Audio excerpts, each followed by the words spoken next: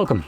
In front of me is a OnePlus Nord CE for Lite, and today I'll show you how we can hard reset this device through settings.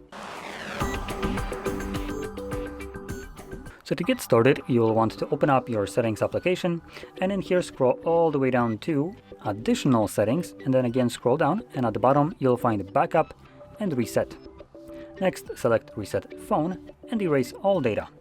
Do that 2 more times by clicking erase data and erase data, and this will now begin factory resetting your device. This process will take about 2 minutes to finish up, and once it's completed, we will be presented with Android setup screen. So I'll be back once that is visible for me.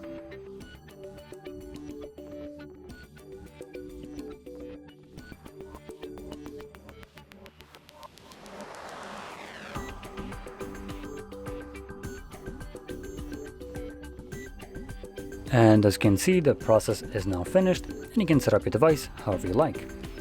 So, if you found this very helpful, don't forget to hit like, subscribe, and thanks for watching.